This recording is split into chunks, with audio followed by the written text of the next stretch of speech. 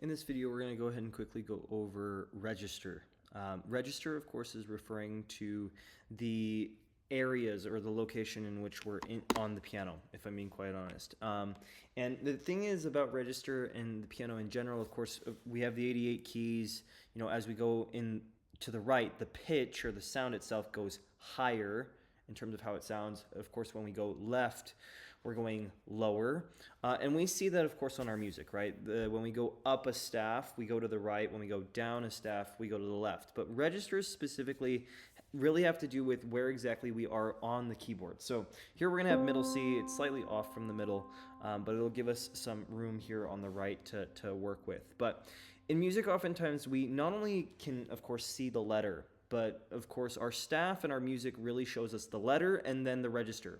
We really need to understand, okay, where the letter or what the letter is and then which one it is, because we have so many different kinds. If you go, of course, over your piano, and if you started all the way at the bottom and you made your way through, you would notice that you have 8 in total. So we have 8 C's in total.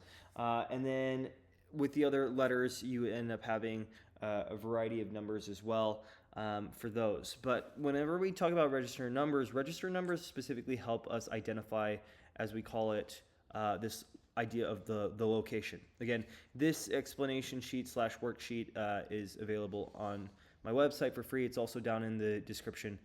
It's easy to go ahead and just download it and work on it there.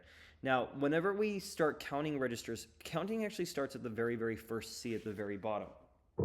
Now, when we're on the piano, what's kind of interesting is that the lowest note that we actually have on the piano is a very, very low C. Or sorry, not a low C, but a low A. So the very lowest note that we have all the way down here on the piano is an A. And it's so low that you actually can't even see it because it's outside of my camera's view. But the A sharp, the B, these 3 notes before we actually get to the first C, we consider these to be in the 0 register because the first register actually starts from C1. Okay. Now, after C1, again, with every C, it's going to be the next register. So when we end up moving up what we call, 8 keys an octave to the next C, that's C2, C3, middle C is C4, C5, C6, C7, and then, of course, the highest one is C8. Now, the way that it works is for the rest of the notes is that, let's say that I started on C4, all of the rest of the notes that are above C4 are in the 4 register. They're in the register of that C. So this is C4, so middle C, D4, E4, F4, G4, A4, B4, and then B4 comes before C5. Then when we get to C5 again, C5, D5, E5, F5, G5, A5, B5, C6. So again, notes before C1 are in the register of 0. So A0, of course, is the lowest note that we end up having on our music. Then the order goes again. So if you start on C1, every single one of the letters after that goes C1, D1, E1, F1, G1, A1, B1 until you hit C2, and then so on and so forth. So here what's really, really nice on this little sheet is that you'll notice we actually have an indication of where some of these notes occur. So middle C, right? And again, I could have written this for the treble clef, for the bass clef, but specifically that's here. When we end up talking about this one, so the third space, which is what we oftentimes will call treble C, that of course is here, and then C6 is all the way up there. C3, which is the C below middle C, is down 3 spaces, and then here we have C2, which is down 2 ledger lines. So again, oftentimes we will even use these C's as landmarkers. In certain method books, you'll hear it called as like the family of C's. They're a really, really good way of understanding, okay, where are notes, because oftentimes if you know where these C's are, if I have a note that's in between them, right, it's easy to go ahead and say, oh, okay, so it's between, it's in that area of the piano. Or like, let's say if I have a note between C3 and C4, right, I'll know that it's that letter, but within this area, right, rather than necessarily that same letter, but in a different area. Now, on this worksheet, of course, this has an example here. It has written down some of the important things like A0, C1, C2, so on and so forth. The very, very bottom, it has this idea of identifying and practicing identifying using letters and register numbers. I would go ahead and suggest pausing at this point. just so that you have time to go ahead and figure these out on your own, or if you wanted to go ahead and follow along with me, I'm going to go ahead and take this at a little bit of a faster pace today. But so go ahead and pause if you would like to go give it a shot on your own.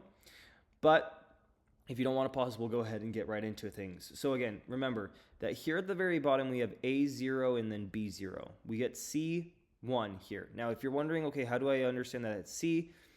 This is something that I've talked about in key identification video, but whenever we're looking at those two black keys, the note to the left, the white key to the left of the two black keys is always C. So right here, this is C1, okay? So that's C1 right there.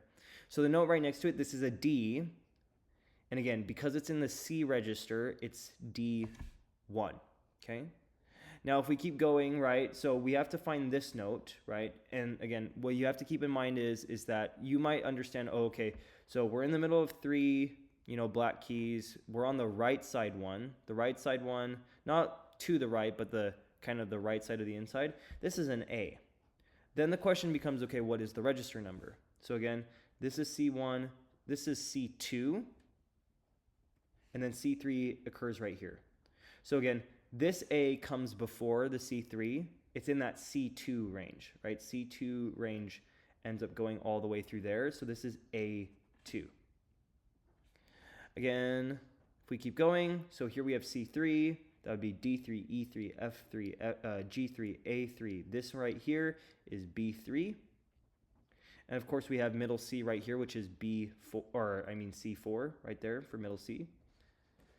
But again, then what we end up having is that, so that's C4, D4, E4, F4. This would be G4, okay?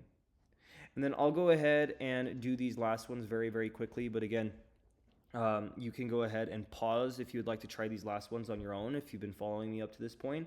This one right here is going to be A5. This another one is going to be F6. This one's going to be E7. And then, of course, the top one here, that's C8, okay? And excuse my handwriting. I don't have the prettiest of handwriting. But that's specifically registers. Again, one of the things that's really, really important, especially whenever you're going through and reading notes for the first time, is that, of course, it's important for you to go ahead and practice learning the letters, but you also have to make sure that you understand where that letter occurs on the keyboard, right? It would be bad if you were playing in like the wrong spot or started in the wrong spot, for instance, whenever you're going to play a piece of music. It'll change how the music sounds, how the hands are placed, the distance between the sounds. So you have to be very, very careful about that. One thing that you can go ahead and do with any new piece of music, or just even like practicing a piece of music without necessarily playing it, is specifically by going through and writing in, again, the letter name and the register number. This oftentimes is a really, really good way to start. Whenever you're first starting, and I would always suggest that, again, if you're going to write in letters, that's great, but it's better if you wrote the letter and the actual register number, and that should end up helping you in your journey. But thank you for joining me here today as we have talked about musical registers.